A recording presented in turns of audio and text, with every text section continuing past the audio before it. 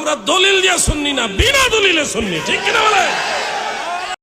সুন্নিরা এমন এমন এক মনে করেন নবী পাকের প্রতি ফিদা। চলবে রিওয়াজ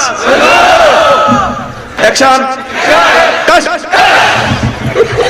যে আমরা বন্দুকের নালের সামনে দাঁড়ায় যদি কস যে তুই ওয়াহাবি হয়ে যাবে, ওইটারতাম না। ক্লোজ আপ ওয়ান তোমাকে খুঁজছে, কারণ আমরা দলিল দিয়া সুন্নি না, বিনা দলিলে সুন্নি, ঠিক কিনা বলে?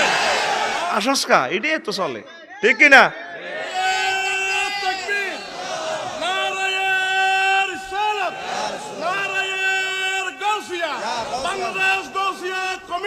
জিন্দাবাদ। এটা হলো বন্ড, এটা কি বন্ডর দল।